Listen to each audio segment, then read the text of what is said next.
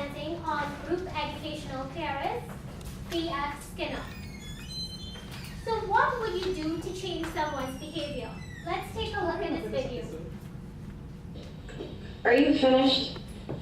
Well, thank you. How thoughtful. Would you like a chocolate? Yeah, sure.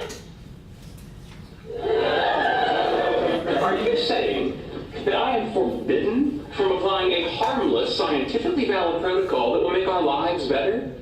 Yes, you're forbidden. Bad, Leonard. So this brings us to our learning outcome for today, which is at the end of this class, you guys would be able to implement Skinner's behaviorist theory. Thank you all for doing our pre-test questions. Mark was the first person to do it, so you got a chocolate, Mark. Thank you. You got 2 actually. Thank you. What you could share. And the results are in, guys. So everyone got at least 1 answer correct, with 50% of this class scoring the average. So this is B.F. Skinner. So he was instrumental in behaviorism, and he's not to be confused with Principal Skinner, right, from The Simpsons, okay guys?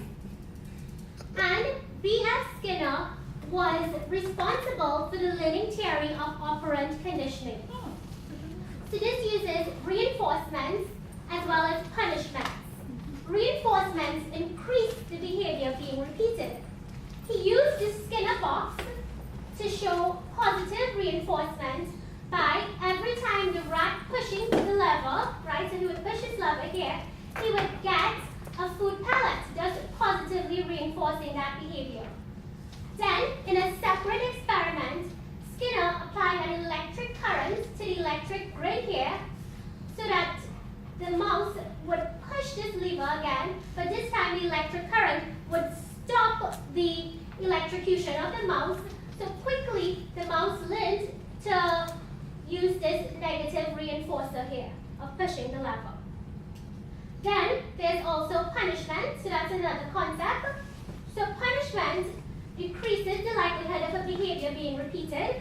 So this can be positive. So positive punishment we saw earlier in the video with Sheldon spraying Leonard to decrease that unwanted behavior. Or it could be negative. For instance, if we take away a reward, like take away our child's allowance for bad behavior. So that takes us to our team activity. So I'll hand you over to Kevin. Right. So good afternoon, everyone. Hello. Right. I know it's lunchtime, so everyone will be happy to hear. Would you like a chocolate? Yeah. Okay. So we have a team activity here. Very simple. It's going to get you up and moving a bit. We have Fantastic Four and we have Team TICC, and you're going to move onto each end of this table here. Yeah. Now don't jump in quite yet. Each team receives 4 chocolates to start, which is in the blue cup. And in this case, positive reinforcement. You want to get a chocolate. Alright? Yeah, so just remember this. Positive reinforcement are the ones who get a chocolate. Negative punishment are going to be the ones who lose the chocolate. Okay? Now we're looking at teamwork here, accuracy, and efficiency as we do this simple puzzle. Okay? Now I'm going to give you a couple minutes. Wait, hold on. I know we're all excited. So you have 4 minutes, and you're going to get started. Go. Teamwork, so you'll have a chocolate, so we shake Everybody.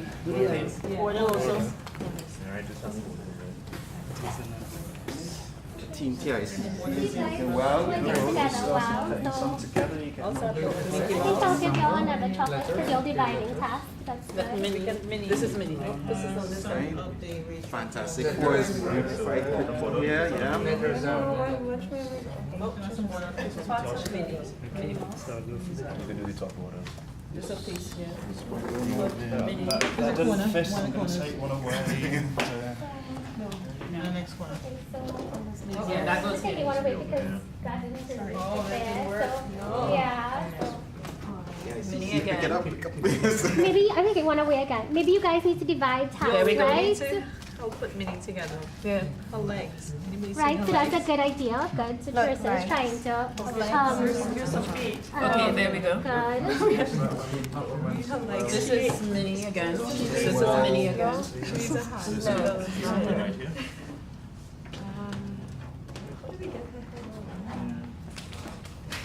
So maybe you guys should divide tasks, right? Okay, so this I'm is taking one Daphne. because y'all need to separate up tasks so that y'all can each put together. Oh, well done. First thing you have next to Fantastic format. Oh yeah, that's good. Oh,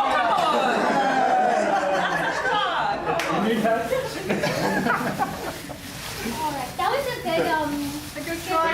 Yeah, good job.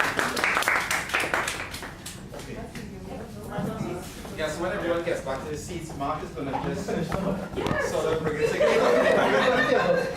We've got time. We've got time. After the presentation, we can let you out. Okay, so on to Mark.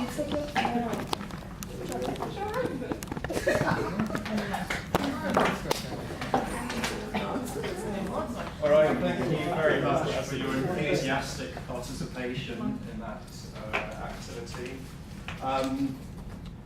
So, after the activity, you just want to make sure, rather than just having a little bit of fun, that you might have learned something in the process.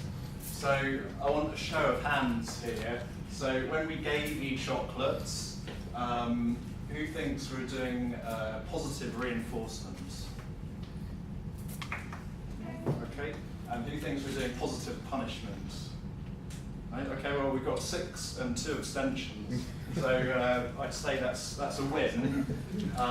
So positive reinforcement, most of you have learned something here. And when we remove the chocolates, can I have a show of hands who thinks we were doing negative reinforcement? Who thinks we're doing negative punishments? Very good. Well done. So, when you're adding something, it's positive. When you're taking something away, it's negative.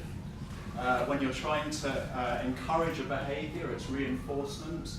When you're trying to reduce a behaviour, it's punishment. So we're adding chocolates, positive. We're trying to encourage you because you've done well, reinforcement. Taking away chocolates, negative.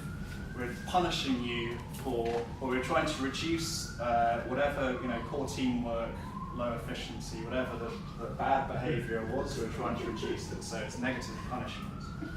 So, as I said, we've got positive reinforcement and negative punishment in the activity. In the video clip, when Sheldon was spraying Leonard, that was positive punishment. He was adding something to stop him complaining about Sheldon implementing Skinner's behaviourist theory. And in the Skinner box, when the rat had the electric current taken away, he was removing something, so it's negative, in order to encourage behaviour, which was tapping the lever to get the food. So that was negative reinforcement. So you might think, which is best for using in your own teaching. Well, actually, Skinner strongly thought that positive reinforcement was the most effective way of using these ideas to encourage or to implement the best or most efficient learning in the students. So one way to do this is to start with clearly specifying what the student is to learn, to break down this task into small steps from simple tasks up to more complex. Allow the student to perform each step, reinforcing the correct actions. That could just be congratulations, encouragement, or chocolates, it's up to you. Just so that the student is always successful up to the point where they reach their goal. And then after that, intermittent reinforcement has been shown to maintain the student's performance. So you don't have to keep reinforcing, but every now and then intermittently reinforce, and that enables the learning process to be extended to in a longer time frame. So just want to thank you very much for your attention and for taking part. If you two are planning on engaging in amorous activities, you'll keep the decibel level to a minimum? Of course. Thank you.